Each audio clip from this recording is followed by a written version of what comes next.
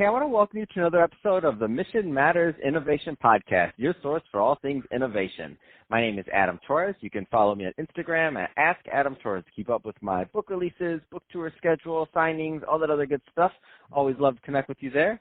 And as always, if you'd like to apply to become a co-author of one of my upcoming books, just head on over to the website, missionmatters.com, and click on Become an Author to apply. All right, so today is a very special reunion 2020 episode. What is that? That's when I had a guest on in the past, and I liked them so much I had to bring them right on back. So today's special return guest is Juan Montoya, and he is the Chief Co-Build Officer over at Rocker. Juan, welcome back to the show. Hi, Adam. Thank you. Thanks for having me on again. Oh, man, getting all my old podcast family back on, seeing what everybody's up to and catching up. I love it. And I know you guys are doing it well over at Rocker. I don't want to assume that all of our new listeners caught the first episode, so let's just start off with you telling us a little bit more about Rocker, please.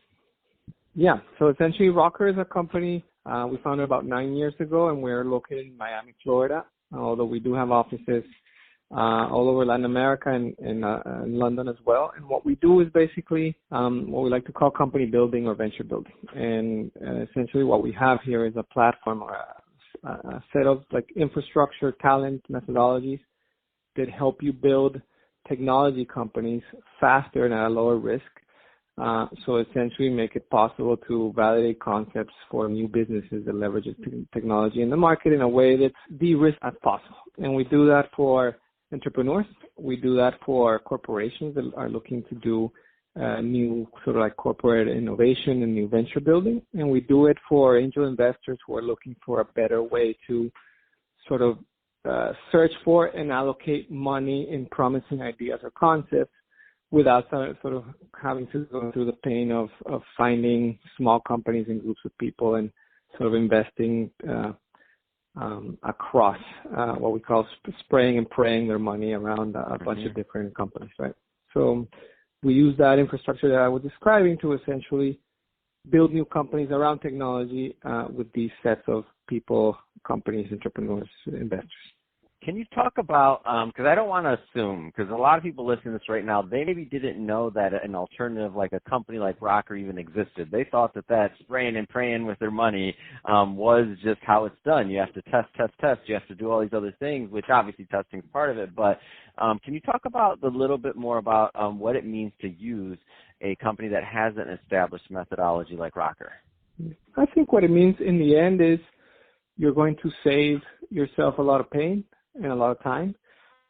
So, time is money, time is risk. So what we're basically trying to do here is taking what you said, which is true, right? But at much faster to have immediate access to all the talent you need so that your power as an entrepreneur or as a corporate innovator is exponentialized, so to speak, a lot quicker than if you were, for example, to start the path or that journey on your own, right? So what we're trying to say here is, look, we have kind of all the components. We were essentially, the company was born to do this, has been iterating on methodologies, infrastructure, and of course, finding and retaining the right talent to do something like this for many years now. So when you join us, what you're getting is all of that at your fingertips, so to speak, very quickly, which when you're taking a risk on a new venture, actually ends up being a very, very valuable proposition. What are the right types of projects or companies to work with Rocker? Because there's some people listening right now that are like, man, that'd be nice if I could just, call up this company, hire them, and now they're working for me, and I have my team, my dev team, or whatever's needed. It's already there. What are the right types of companies, though, to reach out?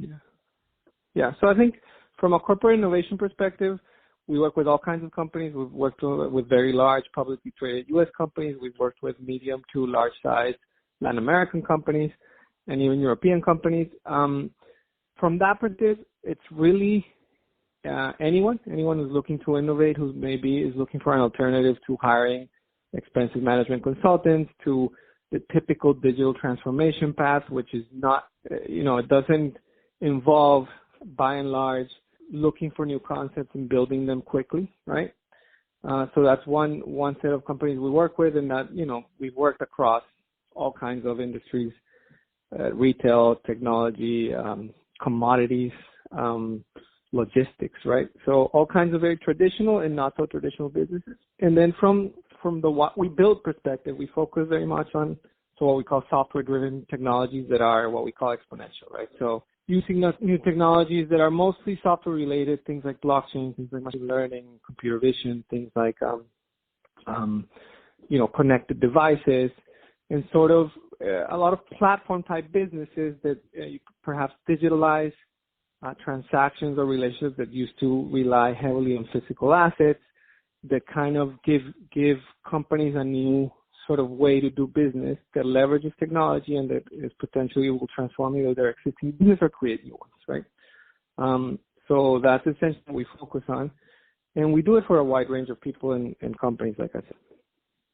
That's awesome.